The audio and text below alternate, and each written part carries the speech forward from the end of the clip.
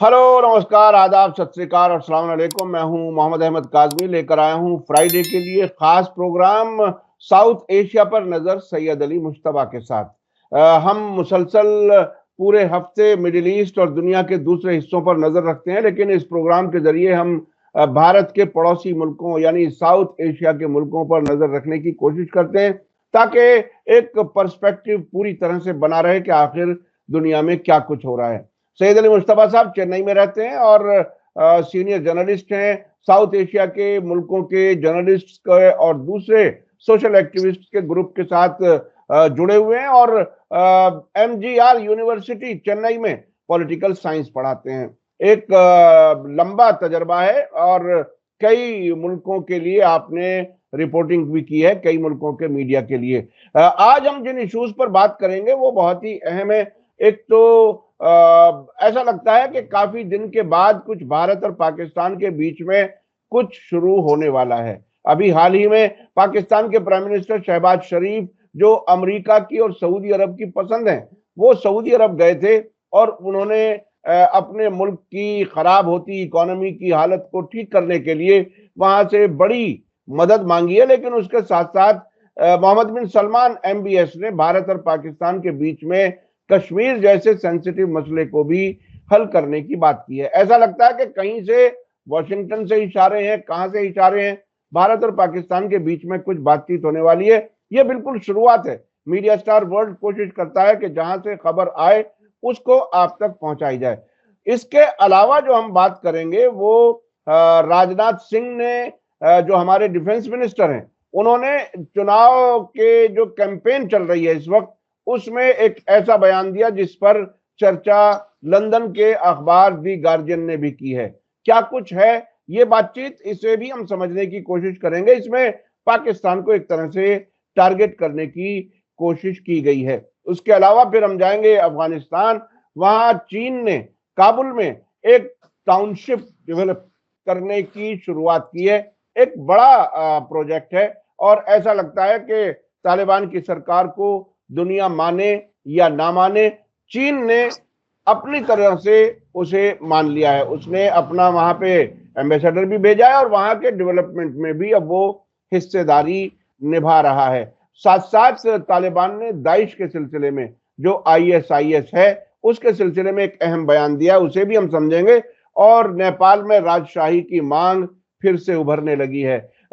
इन सारी खबरों पर नजर करेंगे। आप लोग आखिर तक जरूर देखते रहिए, बहुत अच्छी अहम इंफॉर्मेशन इसमें आने वाली है। सईद अली मुश्तबा साहब, वेलकम है आपका। मीडिया स्टार वर्ल्ड को आप वक्त दे देते हैं।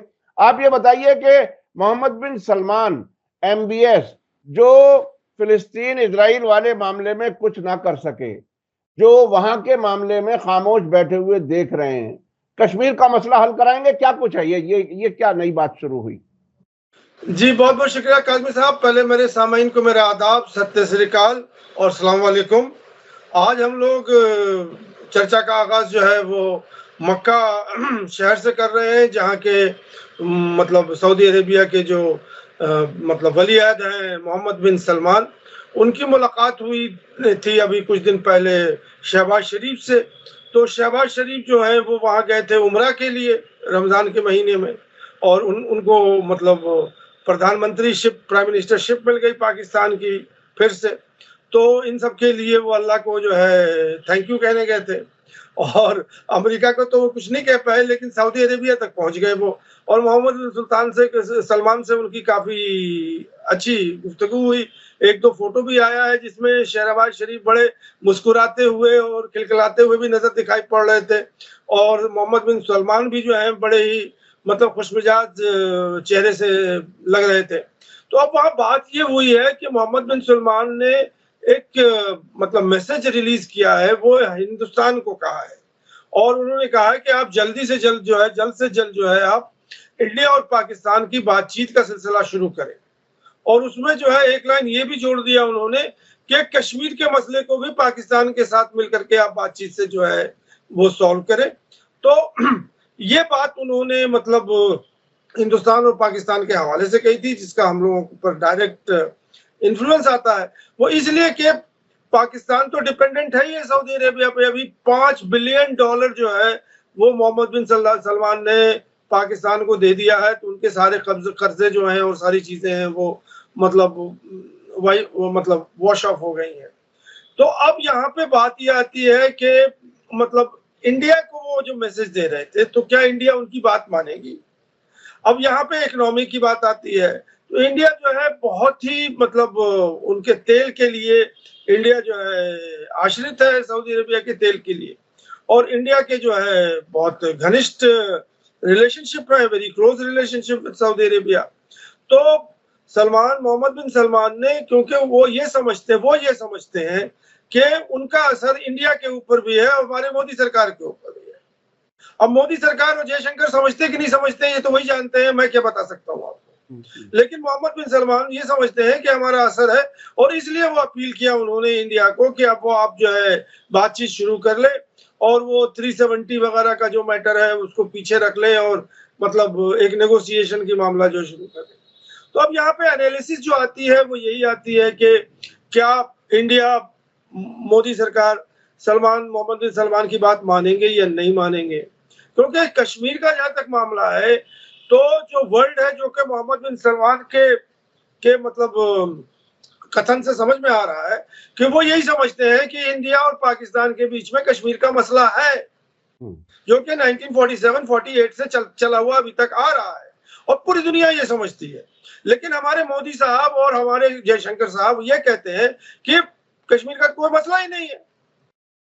वो सब तो जो अच्छा, मोदी जी से उनके एमबीएस के ताल्लुकात अच्छे हैं, और अब तो जब हम सऊदी और यूएई को एक साथ क्लब करके हम फॉरेन पॉलिसी में बहुत आसानी से देख सकते हैं। वहां मंदिर भी उद्घाटन के लिए मोदी जी जाते हैं, और इजराइल वाले मामले में भी ये अरब शेख और भारत तकरीबन एक ही पेज पर हैं। तो ऐसी हालत में क्या मोदी जी, जबकि इस वक्त इलेक्शन के मोड में हैं, लोकसभा का इलेक्शन 2024 का, जिसमें हार नजर आ रही है हर एनालिसिस में, उस वक्त क्या पाकिस्तान के लिए कोई एक भी पॉजिटिव बात कह पाएंगे? वो तो अपने वोटर्स को जो है वो इकट्ठा रखते हैं पाकिस्तान के खिलाफ बोल करके। ऐसे वक्त में तो एमबीएस ने काम खराब कर दिया मोदी जी का। क्या कुछ कर रही है? नहीं, उसका रिएक्शन भी आ गया है इंडिया के फॉरेन अफेयर्स और फॉरेन मिनिस्टर से। उन्होंने कहा कि ये जो जुमले एमबीएस ने कहे हैं मोहम्मद बिन सलमान ने, ये रूटीन है। अच्छा। ये पहले भी 2021 में उन्होंने यही लाइन कहा था, सेम टू सेम लाइन। अभी भी ये किया है, तो इसको एक कान से सुनिए, दूसरे कान से उड़ा दीजिए, यही उनका कहने का मतलब था। तो मतलब यह है कि उनका काम है कहना, हमारा काम है सुनना, इम्प्लीमेंट करना ना करना वो हमारे ऊपर है। तो ये जो अभी बात चली थी जिसपे शहबाज शरीफ जो है वहां गए थे, तो शहबाज शरीफ का तो मकसद दो था। वो तीसरा वो जो है बोनस उनको मिल गया। पहला तो वो थैंक गिविंग के लिए गए थे वहां पे अपने प्राइम मिनिस्टर बनने के लिए, दूसरा वो पैसे लेने गए थे। ये दोनों काम उनका हो गया। अब साथ साथ जो है उन्होंने मोहम्मद बिन सलमान से बुलवा दिया कि लीजिए साहब अभी ये बोल दीजिए आप, तो इसको इस खबर को यही खत्म कर दें आप। जी जी जी जी जी। अच्छा, राजनाथ सिंह ने क्या कुछ ऐसा कह दिया जिससे कि ये भारत पाकिस्तान वाला मामला फिर गर्म होता हुआ नजर आ रहा है? चूंकि एक तरफ कश्मीर का मसला हल करो, दूसरी तरफ कहो हम घर में घुस करके मारते हैं या मारेंगे, वो क्या कुछ कहानी है?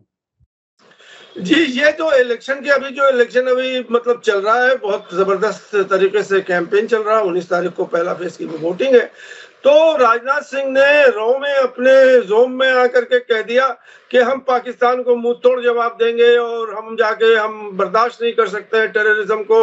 अगर कोई हमारे सॉइल से पे आके टेररिज्म करेगा और वापस पाकिस्तान चला जाएगा तो हम उसको घुस के मारेंगे। ये उनके अल्फाज थे। अब उसके ऊपर जो है सबसे पहला रिएक्शन तो पाकिस्तान से आया।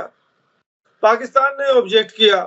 उन्होंने कहा कि उन्हें याद नहीं है राजनाथ सिंह को कि अभिनंदन का क्या असर हुआ था, और हमने किस तरह से वो जो बालाकोट में सर्जिकल स्ट्राइक आपने किया था तो उसको हमने कैसे डील किया था।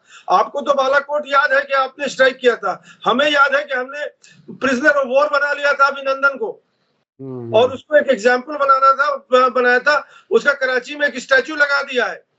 अब बाकायदा कराची में जो है उनका वैक्स स्टैचू है कि first prisoner from India, war prisoner. तो वो उनको वो लंबी मूंछों वाले जो हमारे पायलट थे, अभिनंदन, वो लोगों को याद आ गया होगा। अभिनंदन अभिनंदन। और उसको उन्होंने ये कहा था कि ये मत समझे कि मैं 24 घंटे में उसको इसलिए छोड़ दिया कि हम आपके प्रेशर में आ गए, बल्कि हम तो चाहते हैं कि हम तो दोस्ती करें और ये करें।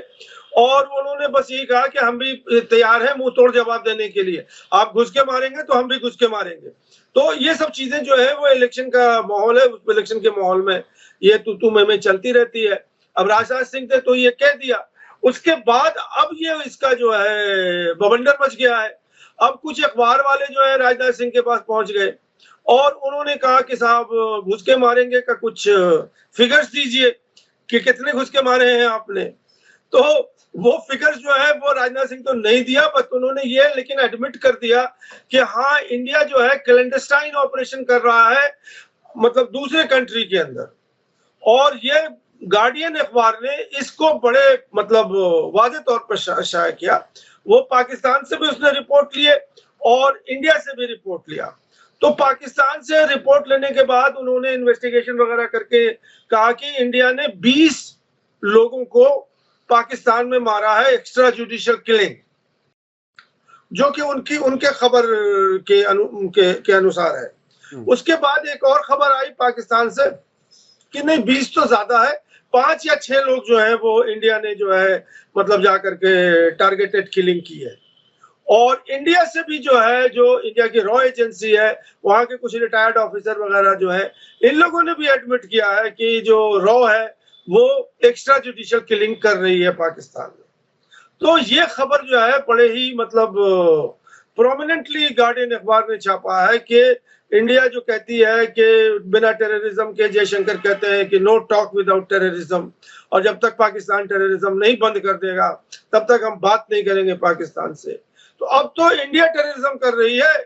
अब इसकी ये खबर जो है यहाँ से उड़ करके वॉशिंगटन चली गई, और वॉशिंगटन में जो वहां के जो डेली ब्रीफिंग होती है उसमें वहां के जो स्पोक्समैन है मतलब अमेरिका के, उन्होंने इस बात को उठाया और उन्होंने ये कहा कि ये तो रेड लाइन है, कोई भी कंट्री जो है वो दूसरे कंट्री के जाकर करके वो किल नहीं कर सकती है, और मतलब वो वहां के नागरिक को। और फिर पन्नू का खबर आ गया कि पन्नू के लिए इंडिया जो है वो फेल्ड अटेम्प्ट, असैसिनेशन अटेम्प्ट था। और उसके साथ साथ ये भी आ गया कि इंडिया पन्नू को तो मारना चाहती थी, उसके साथ साथ 3 या 4 लोगों को और मारना चाहती थी, जो भी अमेरिका में वो फॉइल हो गया। ब्लूमबर्ग वालों ने इस खबर को, ब्लूमबर्ग जो अखबार निकलता है अमेरिका में, कि उन्होंने कहा कि कैलिफोर्निया में किसी को मारना चाह रही थी और 3 और लोगों को न्यूयॉर्क में मारना चाहती थी। फिर निज्जर की भी बात आ गई कि निज्जर को भी ये पंडोरा बॉक्स जो है। अभी राजनाथ सिंह ने यूपी में इलेक्शन कैंपेन में वो ये कहते कि घर घुस के मारेंगे, ये तो एक मतलब केन ऑफ वॉर्म्स आ गया है, जिसपे जयशंकर ने और जो फॉरेन मिनिस्ट्री ने इसको कंट्रोल करने के लिए कहा कि हम लोग कोई ऐसा काम नहीं करते हैं, हम लोग के कोई एजेंडे में ही ऐसा नहीं है, और उसके ऊपर से उन्होंने लीपापोती कर दी है। तो क्योंकि ये खबरें चल रही हैं तो सामान्य को मैं बताना चाहता हूं कि देखिए, लोग ये स्टेटमेंट दे देते हैं, पॉलिटिकल स्टेटमेंट दे देते हैं कि कोई आया नहीं है, कोई आएगा नहीं, मैं किसी को आने नहीं दूंगा, 1 इंच भी हमारी जमीन चाइना नहीं लिया है। और अभी जो है सोनम वांगचुक जो है वहां ले जा रहे हैं बॉर्डर पे, वो कह रहे हैं कि 4000 स्क्वायर किलोमीटर चाइना ने हमारा जमीन ले लिया है। तो ये सब चीजें जो चल रही हैं अब इलेक्शन के जोम में और रो में लोग बोल जाते हैं, लेकिन कहाँ जाके पहुंचती है वो खबर, और कहाँ वो कहते हैं ना, जगजीत सिंह ने कहा कि बात निकलेगी तो बहुत दूर तक जाएगी, वही बात हुई है। अच्छा एक चीज है, ये खुफिया एजेंसियों के जरिए दूसरे मुल्कों में टारगेट किलिंग करना, देखिए एक तरफ तो एजेंसी के तौर पर अगर समझा जाए कि क्या ये अचीवमेंट है, तो हो सकता है एजेंसियां कहें कि अचीवमेंट है, लेकिन पॉलिटिकल लीडरशिप के लिए तो ये एम्बेरसमेंट बन जाता है कि जवाब देना मुश्किल हो जाता है। अब अमेरिका भी, कनाडा भी, पाकिस्तान भी ये इस बात को कह रहे हैं कि भारत जो है वो हमारे मुल्कों में आकर के लोगों को मार रहा है, और अमेरिका ने और कनाडा ने तो नाराजगी भी काफी जाहिर की थी। तो ये इसे अचीवमेंट समझें या एम्बेरसमेंट समझें, क्या है? नहीं सर, मैं तो इसको इस तरह से देख रहा हूं कि मोदी सरकार ने जब से वो आई है 2014 से, और उसके बाद वो अपना जो छवि उसने पेश किया है पब्लिक के सामने, इंडियन पब्लिक के, कि हम जो है मस्कुलर पॉलिसी अपनाएंगे। और हमारे मसल इतने मतलब मजबूत हैं कि हम कुछ भी कर सकते हैं। अब ये मोहम्मद बिन सलमान की बात मैं बताना चाह रहा हूँ कि मोहम्मद बिन सलमान के दिमाग में ये चीज चल रही है, और उसके साथ साथ पूरी दुनिया में ये चीज चल रही है कि कश्मीर एक बायलैटरल इशू है between India and Pakistan. India के इंटरनल प्रेस में, इंडिया के इंटरनल जो माहौल है, मोदी साहब ने और जयशंकर साहब ने ये कह दिया कि ये तो कोई इशू ही नहीं है। It is taken for granted कि पाकिस्तान जो है वो हिंदुस्तान का अटूट अंग है, लेकिन दुनिया ये नहीं मानती है। तो यही तो विरोधाभास है कि दुनिया की माने कि हम अपने जयशंकर साहब और मतलब मोदी जी की माने, और इनके बोलने से क्या ये प्रॉब्लम सॉल्व हो जाएगा? भाई ये बहरहाल आर्टिकल 370 हटा करके तो बहुत बड़ा अचीवमेंट मान ही रहे हैं। हालांकि हमारे ही देश के बहुत से कानून के जानने वाले ये कहते हैं कि आर्टिकल 370 तो एक तरह से कश्मीर और भारत को जोड़ने वाला कानून था, इससे भारत को कोई नुकसान नहीं था। लेकिन बहरहाल बीजेपी अपने तरीके से चीजों को कर रही है। अच्छा, अब हम चलते हैं अगली खबर की तरफ। वो है अब ये अफगानिस्तान में एक जो हाउसिंग कॉम्प्लेक्स टाउनशिप बन रही है चीन की मदद से। वो क्या कुछ है, क्योंकि तालिबान के और चीन के बीच में ऐसा लगता है ताल्लुकात काफी नजदीक और बेहतर होते नजर आ रहे हैं। जी, ये बहुत अहम खबर है। वो ये है कि फर्स्ट टाइम, मतलब जब से तालिबान आए हैं 2-2.5 साल पहले 2021 में 15 अगस्त को, उसके बाद से ये पहला एक मौका है या पहला ये फर्स्ट इनिशिएटिव है कि फिजिकली चाइना जो है वो वहां नीला बाग एक प्रोजेक्ट है हाउसिंग कॉम्प्लेक्स, उसमें हजारों फ्लैट्स बना रही है। तो अब तो चाइना जो है वो फिजिकल, पहले तो बोलने और मतलब वर्बल बातें होती थी और ये होती थी, अब तो उनका एम्बेसडर भी आ गया है और बाकायदा उसके इनॉग्रेशन के लिए बहुत सेलिब्रेशन हुआ जिसमें चाइना का एम्बेसडर भी वहां पे था और वो बाकायदा प्रोजेक्ट का आगाज हो गया है। इसका मतलब तो यही है कि चाइना ने जो है तालिबान को एक्सेप्ट कर लिया, तभी तो वहां जाकर के उसने कमिटमेंट अपना किया है कि अपनी जो है पूरा इन्वेस्टमेंट करके वो बना रही है। तो इस हवाले से ये बहुत बड़ा डेवलपमेंट है कि अमेरिका माने चाइना माने, वेस्टर्न यूरोप माने, दुनिया माने चाइना माने, चाइना जो है वो अपना काम कर रही है और फिजिकली जाकर के इन्वॉल्व कर रही है। जब तक कि आप बातचीत करते हैं या संधि भी कर लेते हैं उसका कोई मतलब नहीं है, जबकि आप फिजिकली कोई चीज मतलब करने लगते हैं तब तो बाकायदा वहां से जो है वो पूरा उनका जो कंस्ट्रक्शन मटेरियल है और सारी चीजें हैं, इक्विपमेंट है और बड़े बड़े जो उनके सामान होते हैं, यहाँ तक कि चाइनीज वर्कर भी आ रहे हैं। चाइना का एक चीज और आपको रोड एंड बेल्ट इनिशिएटिव में भी अफगानिस्तान ने शामिल होने की बात की थी। अच्छा, एक चीज मैं समझना चाह रहा हूं, देखिए जब तक मुल्क में स्टेबिलिटी महसूस नहीं की जाती तब तक कोई फॉरेन इन्वेस्टर किसी मुल्क में आता नहीं है। और टाउनशिप डेवलप करने का मतलब यह है कि ये अच्छा बड़ा प्रोजेक्ट है, इसमें टाइम चाहिए। मैं खुद काबुल गया हूं जब रूस के फौजी वहां पर थे 86 में, फिर 96 में भी गया हूं। तो 86 में मैंने देखा था कि काबुल में इंदिरा गांधी हॉस्पिटल जो है, तो उस वक्त भी वहां कुछ एलिमेंट्स ऐसे थे जिन्होंने इंदिरा गांधी के नाम पर पेंट किया हुआ था, नाम हटाया हुआ था, यानी एंटी इंडिया सेंटिमेंट्स उस वक्त भी वहां पर थे, लेकिन एक इंडिया की प्रेजेंस थी वहां पर। अब ये चाइना इस लेवल की प्रेजेंस ला रहा है, तो ये तो ऐसा लगता है कि उन्हें अब यकीन हो गया कि तालिबान की हुकूमत बाकी रहने वाली है, लंबी चलेगी, इसलिए हम इस किस्म का इन्वेस्टमेंट करें। जी हाँ, बिल्कुल, इसमें कोई शक की गुंजाइश ही नहीं है, क्योंकि देखिए बेल्ट एंड रोड इनिशिएटिव की बात जो आप कर रहे हैं तो वो अभी ड्राइंग बोर्ड पे है, वो अभी जो है बातचीत के लेवल पे है, अभी वो उसके ऊपर मतलब क्या कहते हैं एग्रीमेंट हुआ है, यहीं तक है। वो अभी फिजिकली नहीं मतलब अफगानिस्तान में एंटर हुए हैं और वो अपना जो है मतलब ये है कि रोड बिछा रहे हैं और उस पर मतलब तारकोल लगा रहे हैं और ये कर रहे हैं, वो काम नहीं शुरू हुआ है अभी। लेकिन ये जो नीला बाग का प्रोजेक्ट है ये तो बाकायदा फिजिकली जो है कंस्ट्रक्शन एक्टिविटी शुरू हो गई है। और एक बात मैं सामाइन को बता देना चाहता हूं कि चाइना की एक पॉलिसी है कि जहां भी वो कंस्ट्रक्शन करता है, चाहे वो ग्वादार पोर्ट जो है वो बलूचिस्तान में हो या और भी कई जगहों पे होता है, वो अपने वर्कर खुद लाता है। जो लेबर है वो लोकल लेबर से काम नहीं कराता है, वो अपने जो चाइना के लोग हैं उनको एम्प्लॉयमेंट देना चाहता है वो, और वो अपने वर्कर को ला करके वहां वो काम करवाता है, ये कंस्ट्रक्शन वगैरह ये सब, क्योंकि उनकी भी तो बहुत बड़ी पॉपुलेशन है ना, तो वो चाइनीज पॉपुलेशन आकर के वहां उनको रहने का ये सब बना देते हैं और वही लोग काम करते हैं। लोकल पब्लिक को वो नहीं सपोर्ट करता है, क्योंकि ये इतना बड़ा इन्वेस्टमेंट कर रहा है, तो उसका ये भी एक मौका है कि हमारे जो लोग हैं उनको एम्प्लॉयमेंट मिले। ये मैं एक इन्फॉर्मेशन के तौर पर बताना चाहता हूँ। जी जी, ये आमतौर पर लोकल एम्प्लॉइज को लिया जाता है, और मुझे तो इस हद तक मालूम है कि चाइना में इस हद तक भी होता है कि जो जेलों में कैदी होते हैं उनको भी ऐसे प्रोजेक्ट्स में ले जाया जाता है जहां बाहर काम कर सकें, उनके लिए वो सस्ती लेबर भी होती है और उनकी प्रोडक्टिविटी भी बाकी रहती है। अच्छा, इसके अलावा तालिबान ने जो दाइश के सिलसिले में, चूंकि दाइश वाला मामला जिसे ISIS कहा जाता है, मैं अब अपने जानने वालों को, अपने देखने वालों को बता दूं, दाइश जो है वो अरबी एक नाम है जिसका एब्रीविएशन है दौलतुल इस्लामिया फिल इराक व शाम, यानी सीरिया और इराक में इस्लामिक, वो जो बगदादी थे, अबू बकर बगदादी, जिन्होंने ऐलान किया था इस्लामिक स्टेट का, वही ISIS, उसी को दाइश कहा जाता है। जी, तालिबान ने दाइश के सिलसिले में क्या कुछ कहा है? चूंकि उस वक्त रूस ने और कई मुल्कों ने ये बात कही थी कि सीरिया से दाइश के लोगों को अनमार्क्ड हेलीकॉप्टर्स के जरिए अफगानिस्तान पहुंचाया जा रहा है, जिसको डिनाई भी नहीं किया गया था।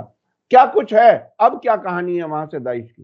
देखिए, अभी इसका कॉन्टेक्स्ट ये है कि कुछ टेररिस्ट अटैक अफगानिस्तान में भी हुए हैं और कुछ काबुल में भी हुए हैं, और अफगानिस्तान के बाहर भी इंटरनेशनली कुछ अटैक्स हुए हैं, जो अभी एक रशिया में काफी बड़ा अटैक हुआ है। अब उसको जो है वेस्टर्न मीडिया और खासकर जो एंटी तालिबान फोर्सेस हैं उनका ये मतलब प्रोपेगेंडा चल रहा है कि दाइश ISIS जो है वो अभी भी अफगानिस्तान में मौजूद है और उनकी बड़ी संख्या है, और अफगानिस्तान के सॉइल से वो मतलब टेररिज्म एक्टिविटी कर रहे हैं।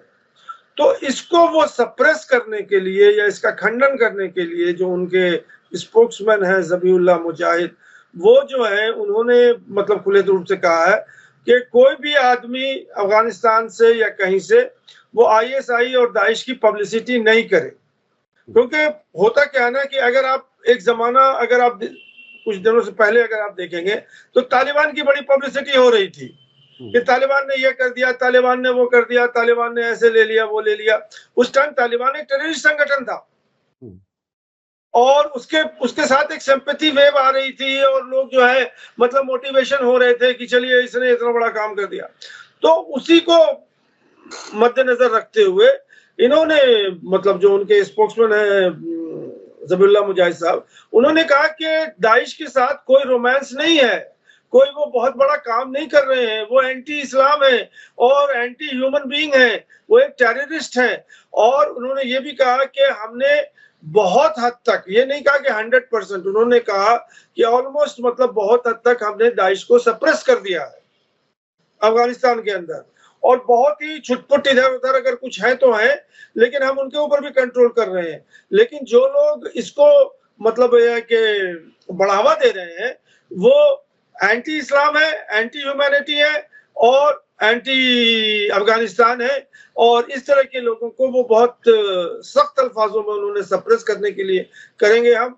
और उनको कहा कि आप उनको बढ़ाइए नहीं, उनको ग्लोरीफाई नहीं कीजिए, उनको मार्टरडम नहीं बना दीजिए, उनको जो है ये नहीं कर दीजिए कि ये बहुत बड़ा काम कर रहे हैं।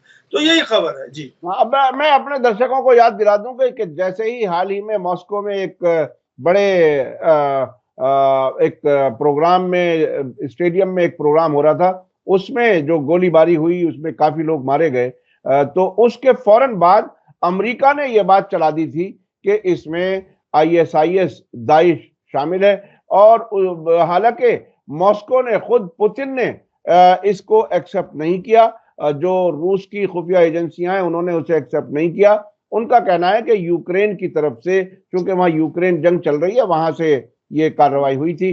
तो खैर, अमेरिका बहादुर जिसका नाम जब चाहे चला दे, वो जो मीडिया का प्रोजेक्शन है ना, वो बहुत ही इंपॉर्टेंट होता है। पहली खबर जिसके साथ चले, उसमें अगर झूठ चल जाए तो वो फिर झूठ ही चलता रहता है। अब मैं चलना चाहता हूं आखिरी खबर की तरफ। नेपाल में राजशाही की मांग फिर से शुरू हो रही है। क्या हुआ वहां? डेमोक्रेसी जो है वो रास नहीं आ रही वहां, क्या कुछ है? जी, वहाँ ये है कि ट्यूसडे के दिन, आज से 2 दिन पहले, वो एक बड़ा प्रोटेस्ट काठमांडू में देखने को मीडिया की तरफ आया। और वो था कि करीब करीब 600 लोग जो हैं वो प्रोटेस्ट मार्च कर रहे थे और नेपाल के पार्लियामेंट के अंदर घुसने की कोशिश कर रहे थे। उनके ऊपर बैटन चार्ज हो गया और उनके ऊपर जो है उनको खदेड़ा गया। और उनकी मांग थी कि वो राष्ट्रीय प्रजातंत्र पार्टी है, वो अपने आप को किंग्स पार्टी कहलाती है। और किंग ज्ञानेंद्र जो है, जो कि 2006 में उन्होंने अपने तख्त से उतर गए थे और 2008 में जो है वो मतलब वहां पे डेमोक्रेसी आ गई थी। तो ये जो पार्टी है ये चाहती है कि फिर से किंग की बादशाहत वहां आ जाए और नेपाल जो है वो हिंदू स्टेट डिक्लेयर कर लिया जाए, जो पहले था। अभी जो है नेपाल जो है वो सेकुलर स्टेट है। तो इसके लिए एक प्रोटेस्ट हुआ इसमें, और मतलब ये है कि उसको कंट्रोल कर लिया गया। और वहां के जो एनालिस्ट हैं उन्होंने कहा कि इस तरह की चीजें तो हो रही हैं, लेकिन इस पर डेमोक्रेसी को कोई बहुत बड़ा खतरा नहीं है, क्योंकि जितना मतलब संगठित मतलब डेमोक्रेटिक फोर्सेस 2006 में हुए थे अगेंस्ट द किंग, ऐसा कोई मतलब माहौल नहीं है कि उतनी तादाद में जो है एंटी डेमोक्रेटिक फोर्सेस जो हैं वो संगठित हो रहे हैं। तो ये प्रोटेस्ट है, डेमोक्रेटिक रूल है, प्रोटेस्ट तो होते ही रहते हैं कि इन लोगों को। अब इन लोग जो प्रोटेस्ट कर रहे थे, इनका कहना था कि डेमोक्रेसी ने जो है नेपाल को ले डूबी है और मतलब नेपाल को आगे बढ़ाने के बजाय वो तो अपने आप ही में लड़ मर रहे हैं। आज एक सरकार बन गई, कल उतर गई, या कोई 20 साल के अंदर या मतलब लगभग उतने साल के अंदर 15-16 गवर्नमेंट बन चुकी है नेपाल में। अब इन हर 6 महीने में एक दूसरी गवर्नमेंट आ जाती है। ये पार्टी के कुछ लोग उस पार्टी में चले जाते हैं, गवर्नमेंट बना लेते हैं, उस पार्टी के लोग इस पार्टी में आ जाते हैं, गवर्नमेंट बना लेते हैं, तो यही चल रही है। तो ये लोग जो है कंप्लीटली बेजार हैं मतलब जो पॉलिटिकल फोर्सेस से। दूसरी चीज वहां शुरू हो गई है कि ये पॉलिटिकल पार्टी जो वहां पे अभी मतलब एक्टिव है, वो करप्शन के डेन बन गए हैं। और वो हर आदमी इस चक्कर में आता है कि कैसे हम रूलिंग गवर्नमेंट में आए और कैसे पैसे बनाए और कैसे हम जो है अपनी जो है मतलब अपने वेल्थ को बढ़ाएं और अपने पैसे को बढ़ाएं। तो इसके खिलाफ ये मुजाहरा हुआ था, ये प्रोटेस्ट हुआ था। अच्छा, राजशाही जो आजकल मसलन जिस तरह से यूके में वहां पर बाकायदा वो जो किंग एक एक एक सिर्फ दिखावे का कुछ होता है और बाकी तो इलेक्शन होते हैं, प्राइम मिनिस्टर बनता है, एमपीज बनते हैं। तकरीबन इसी तरह की राजशाही का यहाँ पर भी थी, नेपाल में भी। तो ये राजशाही अगर वापस भी आ जाए तो डेमोक्रेसी तो उसी तरह से रहेगी, इलेक्शन तो रहेंगे। इसमें कोई खास किसी के वेस्टेड इंटरेस्ट हैं? कौन है जो ये जो चिंगारी भड़का रहा है वापस? आपको कुछ इसका अंदाज है कहीं? नहीं, देखिए भाई, इसमें भी जो है कुछ न कुछ तो मसलियत है। जो लोग किंग को सपोर्ट कर रहे हैं, इन्हें भी खाने पीने के लिए पैसे मिल रहे होंगे, प्रोटेस्ट करने के लिए पैसे मिल रहे होंगे। हम और आप उसी समाज में रहते हैं जहाँ नेपाली रहते हैं। वो हम नेपाल जो है, मैं कई बार जा चुका हूँ नेपाल को, उनसे और भारत से कोई डिफरेंस नहीं है। तो जो सारे सेंटिमेंट्स यहाँ चलते हैं वो सारे सेंटिमेंट्स वहां भी चलते हैं। तो ये सब जो चल रहा है, ये जाहिर सी बात है कि किसी न किसी के इशारे से चल रहा है। अब जो किंग जो ज्ञानेंद्र है, वो तो मतलब एक उन्होंने कोई सिक्योरिटी भी नहीं ली है, उन्होंने कोई कुछ नहीं लिया है। वो तो एक प्राइवेट अपने किसी जगह पे वो अपना आराम कर रहे हैं और उन्हें कोई पॉलिटिक्स से कोई मतलब नहीं है। लेकिन उनके पीछे और उनके नाम को भुनाने वाले बहुत लोग हैं। उसमें से ये राष्ट्रीय प्रजातंत्र पार्टी भी है और इसको भी अच्छी खासी सीट मिल जाती है। ये 15-16 सीट इनको पार्लियामेंट में मिली हुई है। तो लार्जर एनालिसिस में ये है कि अब ये जो खासकर हिंदुस्तान में और साउथ एशिया के सब कॉन्टिनेंट में, तो अब ये जो मेडिवल काइंड ऑफ जो रूलर्स थे, मतलब जमींदार थे और नवाब थे और राजा थे और ये थे वो थे, उनका जमाना तो खत्म हो गया। अब जो भी जमाना रहेगा वो यही रहेगा कि डेमोक्रेटिकली आप आ जाइए, किंग भी उसमें शामिल है, वो भी खड़े हो जाएं इलेक्शन में और वो भी जीत जाए। क्या वो प्राइम मिनिस्टर बन सकते हैं कि सिर्फ एमपी रहेंगे? तो ये हम देखा ही है हम लोगों ने अपने पार्लियामेंट में। अच्छा, आखिर में श्रीलंका में प्याज ने सुना है कि काफी आंसू निकाले हुए हैं, सरकार के भी और पब्लिक के भी। वहां क्या कहानी है? जी मुझे याद है, मैं दिल्ली में था, वो शायद शीला दीक्षित का जमाना था या साहेब सिंह वर्मा का जमाना था। तो एक इलेक्शन था दिल्ली का जिसमें ये खबर थी कि प्याज ले डूबा और एक सरकार गिर गई प्याज के ऊपर ही, और वो इसलिए कि उसको उन्होंने गोडाउन में होल्ड कर दिया था और प्याज की जो कीमत है वो आसमान छू गई थी। और एक दिन इलेक्शन जो है वो बदल दिया प्याज ने, मतलब दूसरे दिन जो है, एक दिन पहले कोई और पार्टी जीत रही थी, दूसरे दिन जो है जो रूलिंग पार्टी है वो हार गई।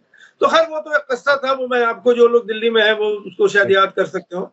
अभी जो श्रीलंका में बात चल रही है कि प्याज की कीमत जो है वो बड़े वाली जो प्याज होती है, बड़ा प्याज, वो इंपोर्ट करती है श्रीलंका इंडिया से और पाकिस्तान से, और अपना जो कंजम्पशन है उसको वो मतलब पूरा करती है।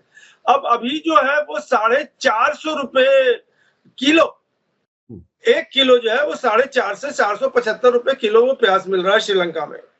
इसके ऊपर वहां अभी जो है आज या कल जो है वो ईद होने वाली है, तो मुस्लिम पॉपुलेशन के लिए प्याज की जरूरत होगी।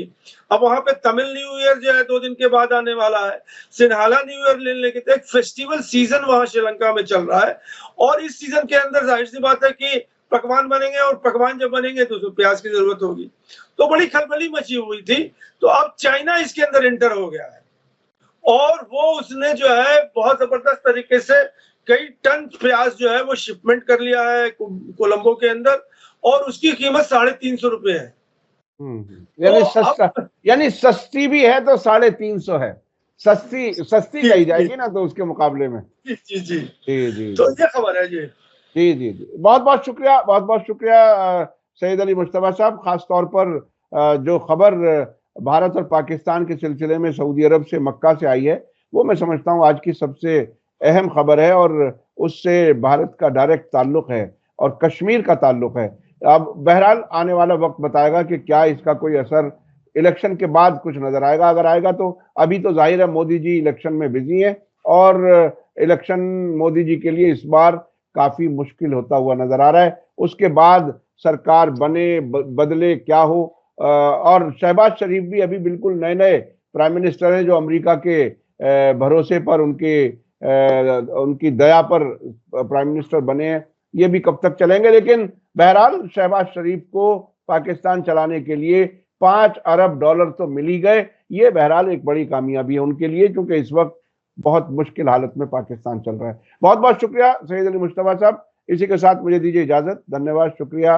जय भारत, जय हिंद। मीडिया स्टार वर्ल्ड के और वीडियो देखने के लिए हमारे चैनल को सब्सक्राइब करें और सीधे नोटिफिकेशन पाने के लिए बेल आइकन दबाएं। और अगर हमारी खबर सच्ची और अच्छी लगे तो अपने व्हाट्सएप, इंस्टाग्राम, फेसबुक और ट्विटर अकाउंट पर जरूर शेयर करें।